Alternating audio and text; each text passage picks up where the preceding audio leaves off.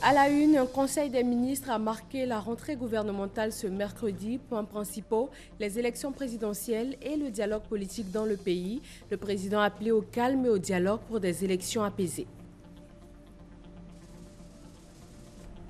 Plus d'1 million de pétitionnaires en 3 mois d'audience foraine. Il s'agit pour la plupart de demandes de certificat de nationalité ou de jugement supplétif pour l'obtention d'une carte nationale d'identité. Le point dans cette édition. La première dame vient au secours des populations de 2 localités de l'Agnébi. Elles ont reçu des ambulances médicalisées afin d'avoir accès à des premiers soins de qualité et de pouvoir être transférées dans de bonnes conditions en cas de besoin. Et au Niger, c'est la reprise du dialogue entre chrétiens et musulmans, 8 mois après des heurts entre les deux parties, cela suite à la publication de caricatures du prophète de l'islam par le journal français Charlie Hebdo. Bienvenue dans le journal, bonsoir et merci de nous suivre sur RTI 1. Un nouveau président pour un nouveau départ de la Banque africaine de développement. EcoPlus, ce mercredi, s'intéresse au projet de Akinwumi Adesina pour l'institution bancaire qu'il dirige officiellement depuis hier. Les articulations de son quinquennat, les avantages pour l'Afrique, c'est tout à l'heure dans EcoPlus dans ce journal. Aujourd'hui, mercredi 2 septembre, premier conseil des ministres après les vacances du gouvernement. Présidé par le chef de l'État Alassane Ouattara, le conseil a abordé plusieurs points, mais la part belle a été faite au scrutin présidentiel du 25 octobre prochain. Le président a mis en garde contre le désordre. Il a appelé au dialogue pour des élections apaisées. Jérôme Kofi Abola.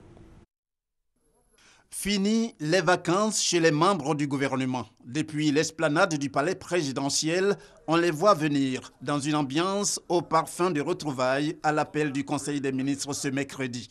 Visiblement heureux de se retrouver donc, c'est avec la plénitude qu'on leur connaît que les ministres ainsi que le président de la République Alassane Ouattara autour de la table ont passé au crible tous les dossiers, même ceux en attente, en raison des congés qui viennent justement de s'achever.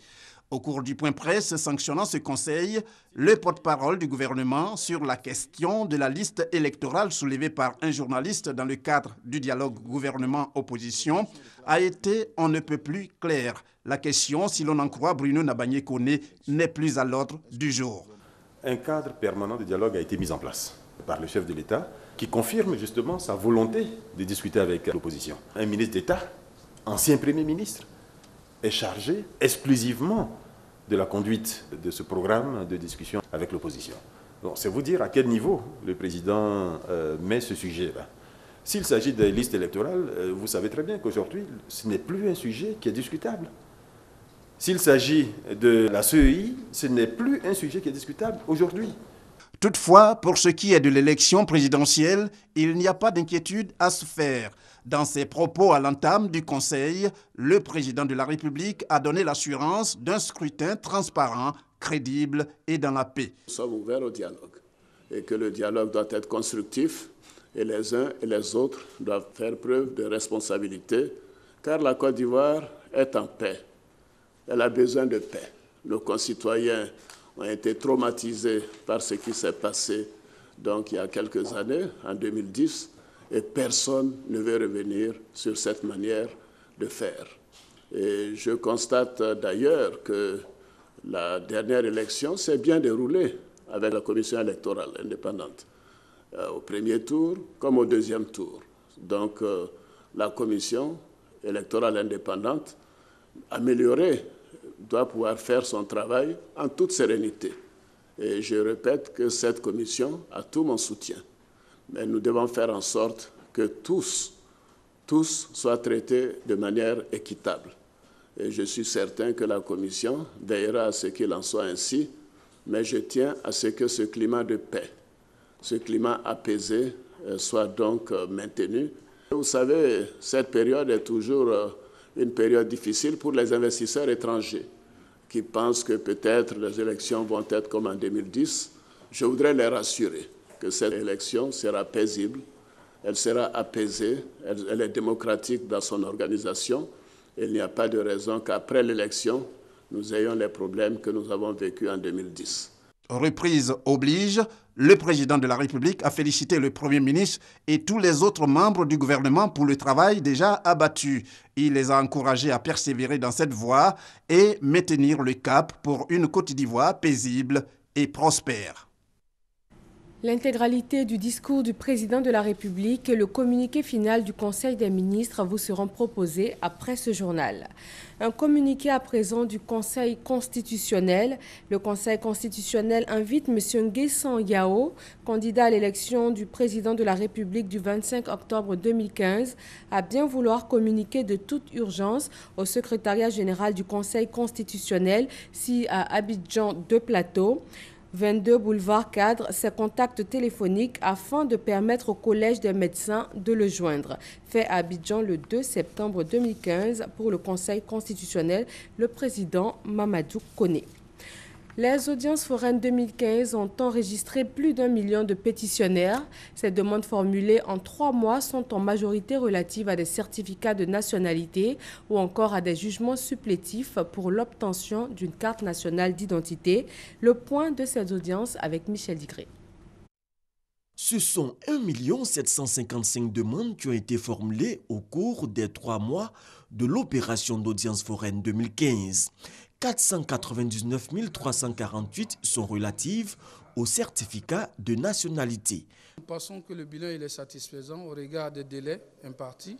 Nous avons eu seulement que 3 mois et pour 1 million de personnes, alors que si nous comparons aux audiences qui ont eu lieu en 2007 et 2008, qui ont duré 6 mois, 9 mois, avec un résultat de 600 000, je pense que le bilan est largement satisfaisant. Pour le directeur général adjoint de l'administration du territoire, l'initiative prise par le gouvernement est à saluer. Le titre d'identité est une obligation au regard de la loi. Et un gouvernement digne de ce nom doit mettre en place des mécanismes pour faciliter l'obtention de ces pièces administratives. Et c'est ce que le gouvernement a fait. Et je pense que c'est une question de gouvernance. Toutefois, certains pétitionnaires traînent le pas quant au retrait de la carte nationale d'identité après le traitement de leur dossier. Actuellement, au niveau de l'Office national d'identification, on a près de 160 000 cartes nationales d'identité disponibles, mais qui ne sont pas encore retirées. Tous les requérants sont donc invités à se rendre dans les centres d'enrôlement pour l'établissement ou le retrait de leur carte nationale d'identité. Les membres de la Jeune Chambre internationale sont allés à la rencontre du président du PDCI. En reconnaissance à ses actions en faveur de la paix, Henri Konan Bédié a été élevé au rang de sénateur. Abou Sanogo. Le président du PDCI RDA, Henri Konan Bédié, fait sénateur de la Jeune Chambre internationale. C'est la distinction la plus illustre de cette organisation. Elle lui confère le titre de membre à vie de la Jeune Chambre internationale. Une cérémonie au cours de laquelle les membres de ce club service, les anciens présidents, les membres du comité directeur national ont témoigné leur reconnaissance au président Henri Konan Bédié pour toutes ses actions en faveur de la paix et de la cohésion en Côte d'Ivoire. Il a eu à paraffer notre banderole de signature, la toute première personnalité a paraffé cela et nous allons sillonner d'autres institutions du pays pour que vraiment ensemble, pour les élections à venir, nous puissions avoir des élections apaisées. Le récipiendaire a remercié les membres de la Jeune Chambre internationale pour leur marque de considération à son endroit. En leur prodiguant de sages conseils, le président du PDCI les a encouragés à continuer sur leur lancée.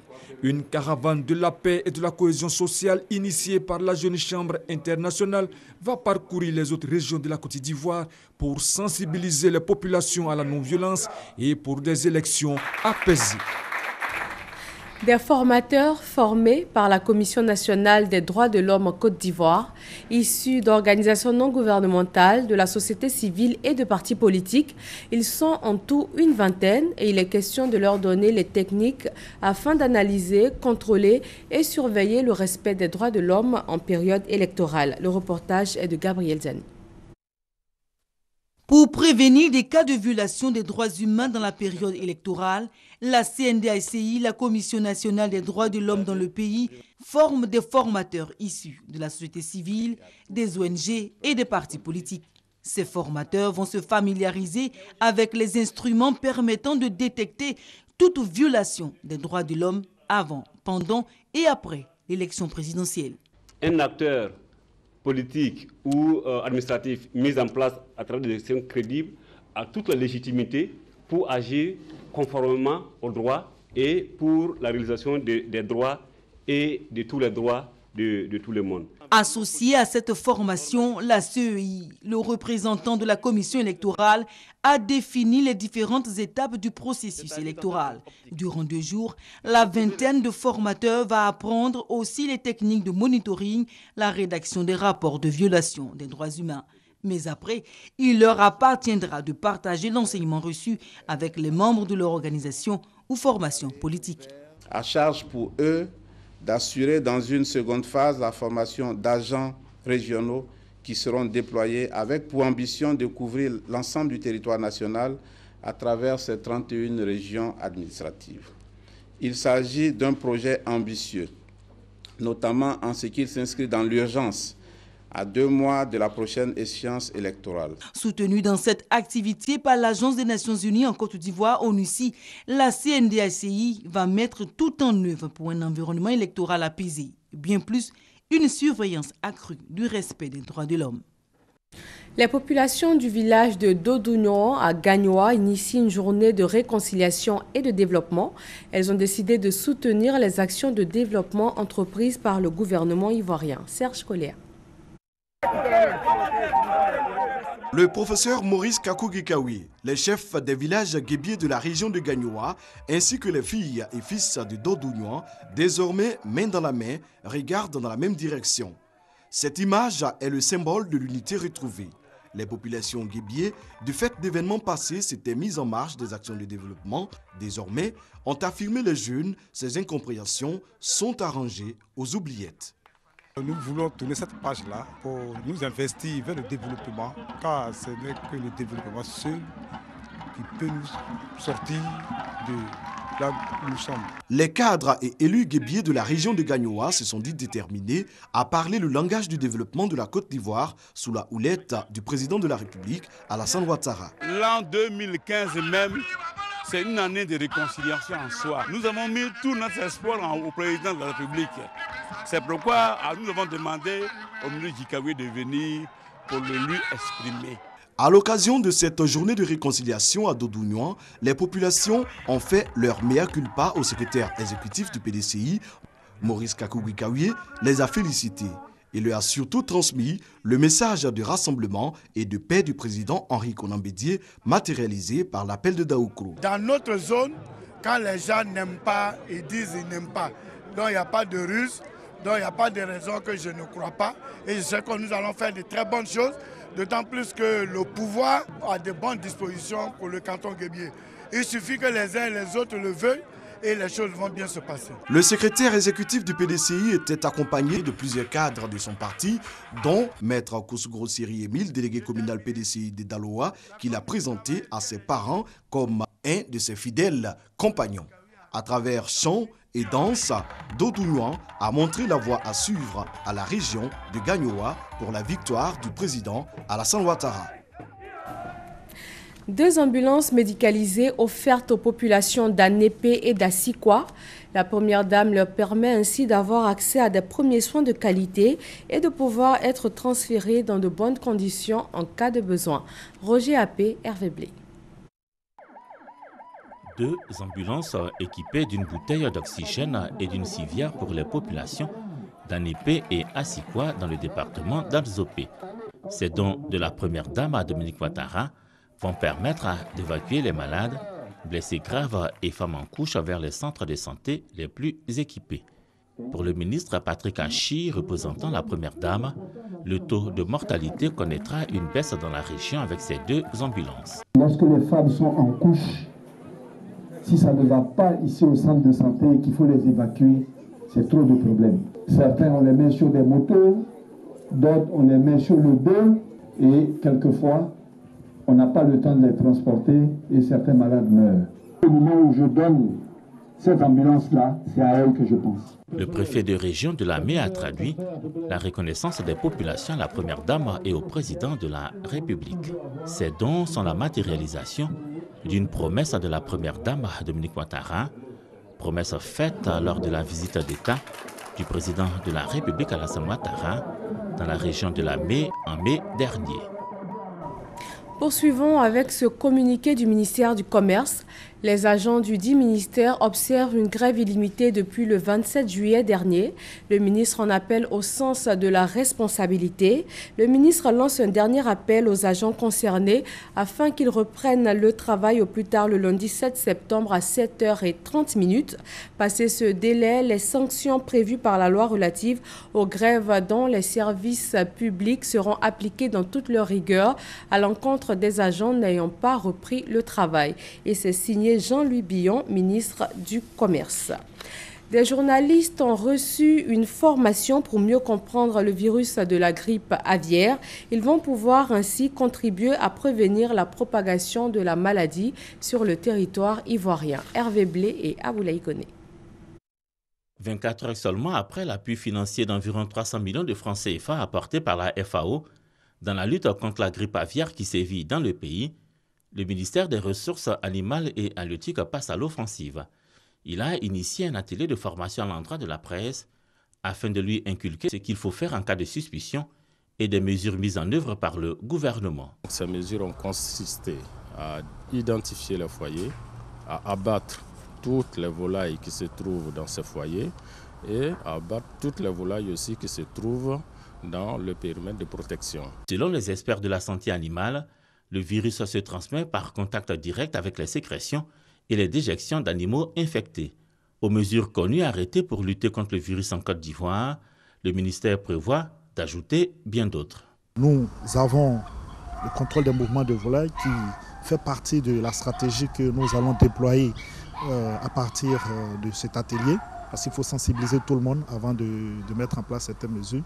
Nous avons aussi la désinfection massive des marchés, la désinfection massive que nous allons lancer très bientôt aussi pour un certain nombre de fermes qui se retrouvent dans les rayons délimités quand nous avons un site infecté. Pour les journalistes au cœur de cet atelier de formation, il est nécessaire de conjuguer les efforts pour prévenir la peste aviaire. C'est avec les bruits qui courent de part et d'autre, la mauvaise information qui est distillée parfois. La population a parfois tendance à créer beaucoup de confusion. Donc, hommes de médias, si nous sommes armés, nous sommes sensibilisés, nous sommes formés, je pense que ça éviterait beaucoup de choses. L'État de Côte d'Ivoire appelle tous les éleveurs à déclarer les cas de contamination. Tout contrevenant à la loi s'expose à une peine d'emprisonnement allant de 1 à 6 mois assortie d'une amende variant de 5 000 à 500 000 francs CFA.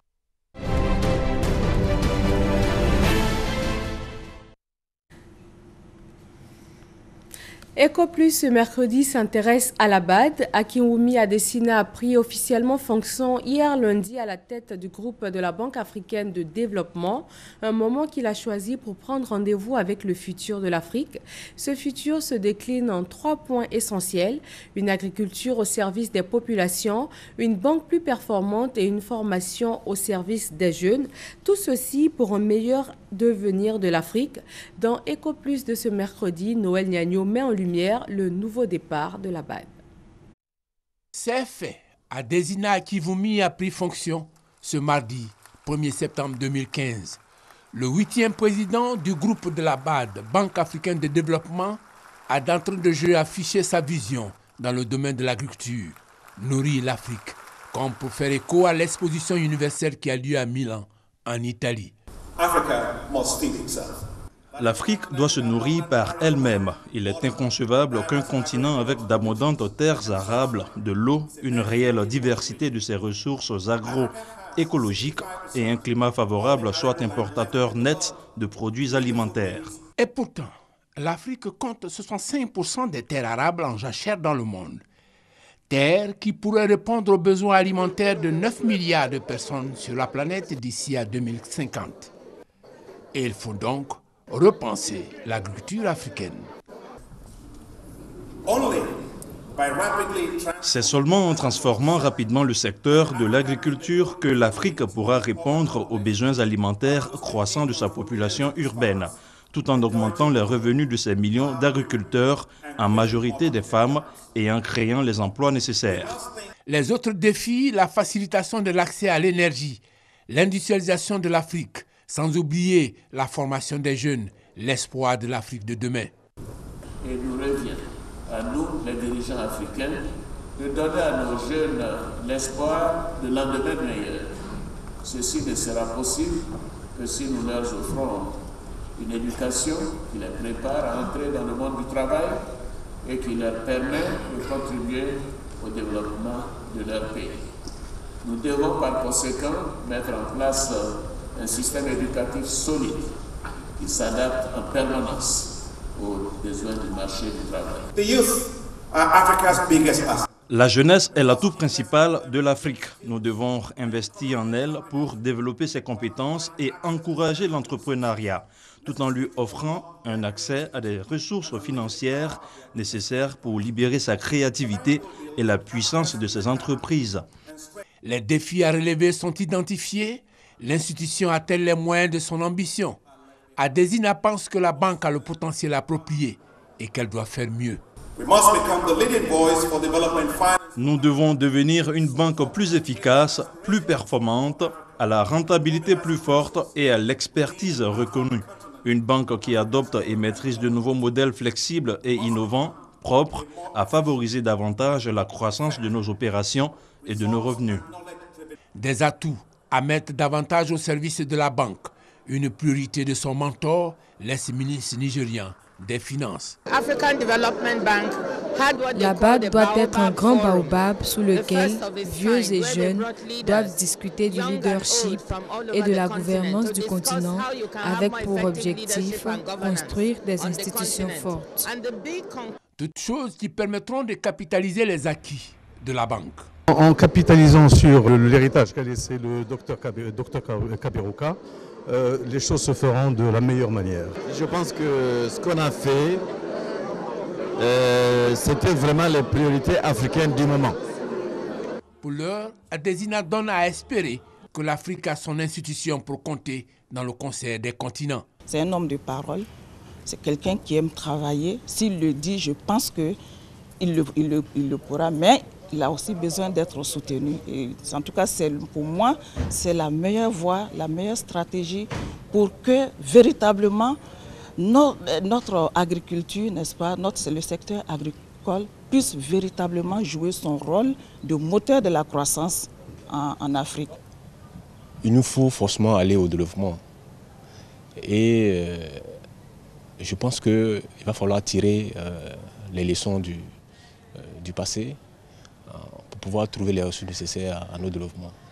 C'est vrai que des intérêts peuvent courir donc, de façon individuelle au niveau des pays, mais s'il y a une synergie au niveau donc, de la solidarité, je pense que véritablement on pourra donc accéder à cette volonté, à cette vision donc, du président de la BAD. Un nouveau président, un siège relooké qui attend d'être intégré par les 2000 agents après 10 années de délocalisation. Le tout pour le nouveau départ d'une Afrique qui veut marcher résolument vers un avenir plus radieux. Transformer le secteur de l'agriculture, industrialiser le continent et surtout miser sur la jeunesse, des points essentiels de ce nouveau départ de la BAD décrypté dans EcoPlus par Noël Niagno. La caravane entreprendre en Côte d'Ivoire du Centre de promotion des investissements en Côte d'Ivoire CEPICI est à sa 4e étape et c'est la région des Grands Ponts qui l'a accueilli.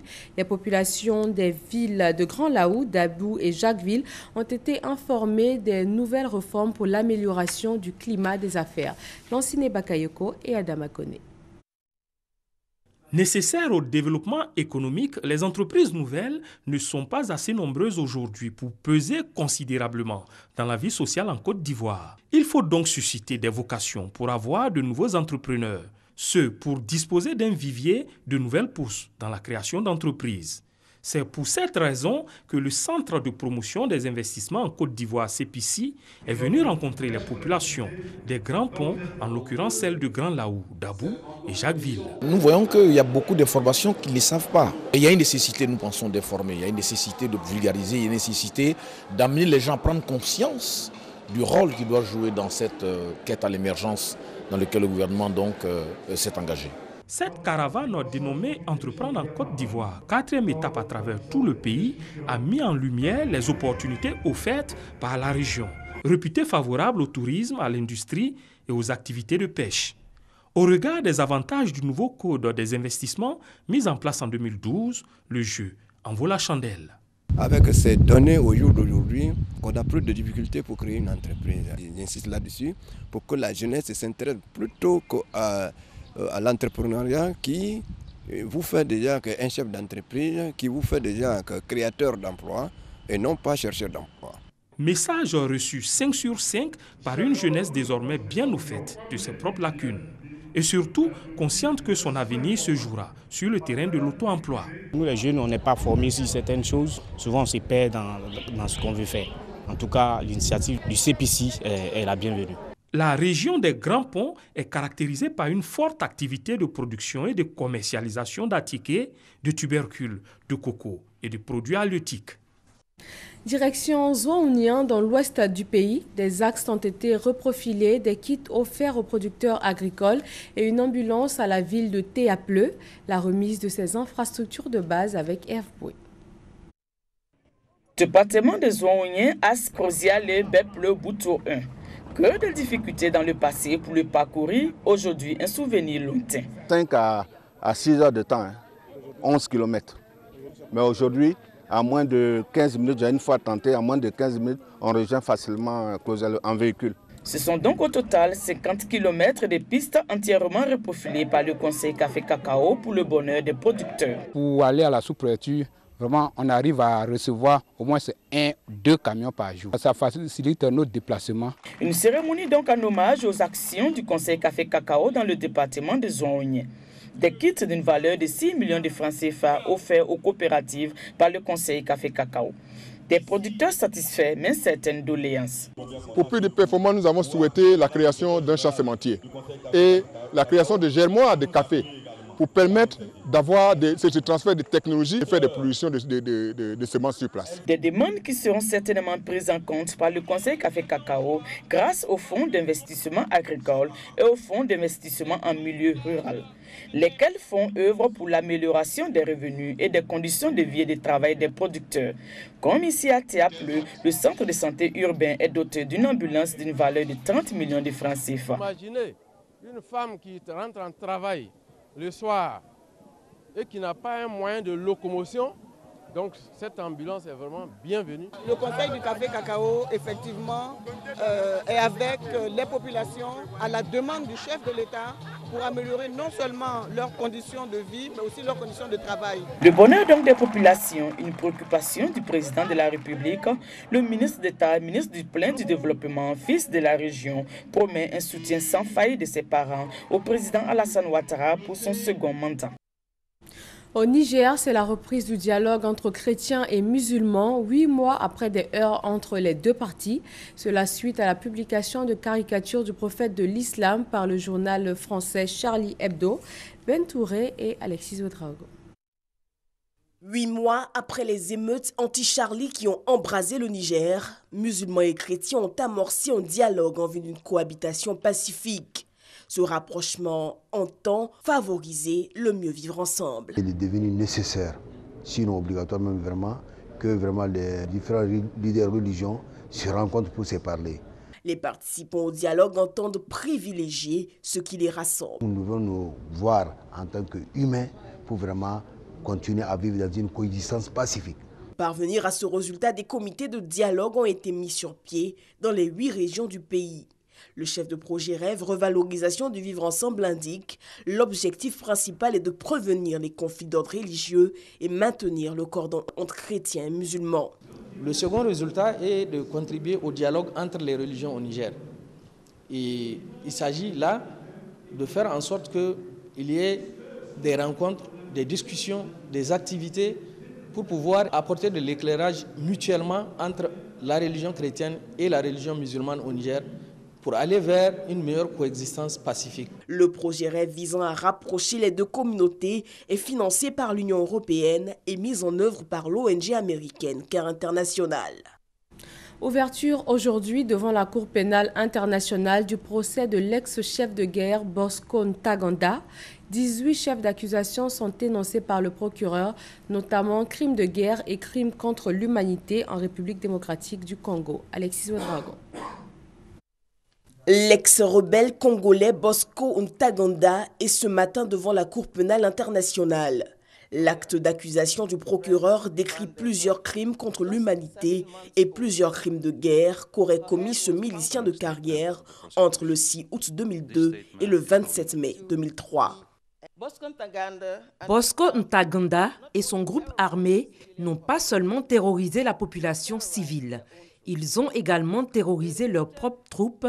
Ils ont recruté et utilisé des enfants de moins de 15 ans pour leur guerre sanglante. L'ancien rebelle de 41 ans aurait joué avec ses troupes des forces patriotiques pour la libération du Congo un rôle central dans les violences ethniques et attaques menées contre les civils en Ituri, dans le nord-ouest de la RDC. Ils ont forcé ces enfants à tuer et les ont traités cruellement. Ils ont violé ces filles. Bosco Ntaganda doit répondre de 18 chefs d'accusation: meurtre, viol, esclavage sexuel, attaque de civils et de biens protégés, pillage, transfert forcé des populations et enrôlement d'enfants de moins de 15 ans. Revenons pour terminer sur ce communiqué. Le Conseil constitutionnel invite M. Nguessan Yao, candidat à l'élection du président de la République du 25 octobre 2015, à bien vouloir communiquer de toute urgence au secrétariat général du Conseil constitutionnel si à Abidjan Plateau, 22, boulevard Cadre, ses contacts téléphoniques afin de permettre au Collège des médecins de le joindre. Et c'est ce communiqué du Conseil constitutionnel qui met fin au journal. Merci de votre attention. Prochain point de l'actualité, 23h sur RTI 1.